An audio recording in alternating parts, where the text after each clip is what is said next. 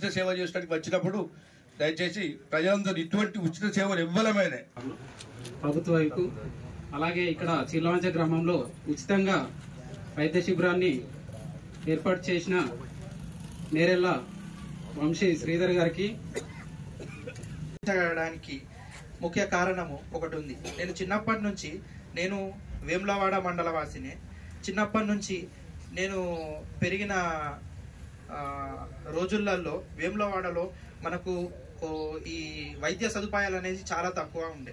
So ఎవరిని చూసినా చిన్న వైద్యానికైనా కరీంనగర్ అట్లా వెళ్లాల్సి ఉండే. సో నేను అప్పుడే అనుకున్నాను ఏంటంటే ఏదైనా మనం పెద్ద అయినాక ఏదన్నా ఒకటి మంచి అయితే ప్రభుత్వ ఉద్యోగమో లేకపోతే డాక్టరు అట్లా అయ్యి మన ఊరి వాళ్ళకి మన నియోజకవర్గం వాళ్ళకి ఏదో ఒకటి చేయాలి, నా తరఫున చేయాలి అని ఒక చిన్న కోరిక ఉండేది.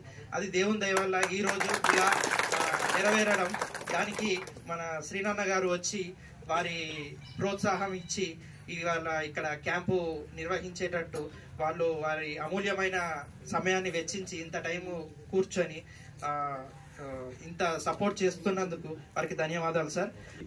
ముందుగా నా హృదయపూర్వక నమస్కారాలు.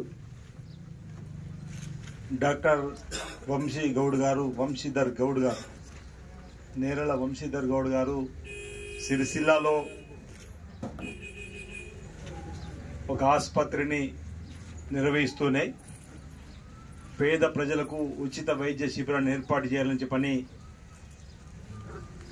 మరి ఇక్కడ చీర్లవంచలో ఎంచుకోవడం, మిత్రులు మా మండల కాంగ్రెస్ పార్టీ అధ్యక్షునికి దగ్గర బంధువుగా కనకయ్య గారు 3 రోజుల నుంచి రుద్రావరము లేదా చీర్లవంచలో ఏదో ఒక గ్రామంలో అనుకుంటున్నామని చెప్పిన మాటని రుద్రావరం అనుకున్న ముందు కదా, తర్వాత నుండి నా ఊర్లో పెట్టుకుంటే సొంత ఊరు పోయినట్టు ఏదో మరి పెద్ద ఊరు చీర్లవంచలు పెడతా అంటే సరే నీ వీరు ఎక్కడ వెళ్ళినా సరే అంటే చీర్లవంచ గ్రామంలో వారు చెప్పగానే ఒప్పుకోవడం జరిగింది.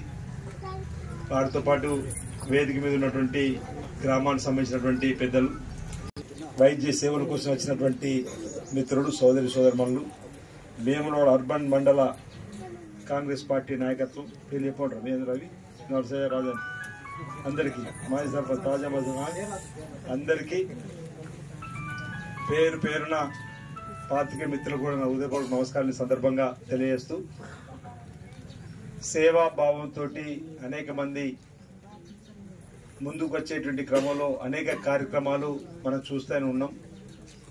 అలాంటి ఆలోచనతోటి ఈ ప్రాంతంలోనే పుట్టి పెరిగిన బిడ్డగా, ఈ ప్రాంతంలో నేను ఉన్నత స్థితికి ఎదిగినట్టయితే ఈ ప్రాంతంలో ఉన్నటువంటి పేదలకు సేవ చేయాలని చెప్పిన ఆలోచన చిన్నప్పుడు ఉండే. అలాంటిది ఓ డాక్టర్గా కాబట్టి స్థిరపడి నలుగురికి వైద్య సాయం అందిస్తున్న క్రమంలో మరింత మందికి చేదోడుగా నా వైద్య సేవలు అందాలని చెప్పిన ఒక ఆలోచనతోటి గ్రామీణ ప్రాంతాల్లో ఉన్నటువంటి పల్లెల్లో ఉన్నటువంటి పేదవారికి ఉచితంగా వైద్య పరీక్షలు వైద్యం చేయడమే కాకుండా తన సొంత డబ్బుతోటి రాములు గారు మాజీ సర్పంచ్ చెప్తున్న మాటల్లో 2 లక్షల రూపాయల వరకు ఉచిత మందులను కూడా ఇక్కడ పంపిణీ చేసేటువంటి కార్యక్రమాన్ని చేయడం జరుగుతుందని మాట చెప్తుంది. కాబట్టి ఈ సందర్భంగా నేను డాక్టర్ వంశీ గారిని అభినందిస్తా ఉన్నా. ఈరోజు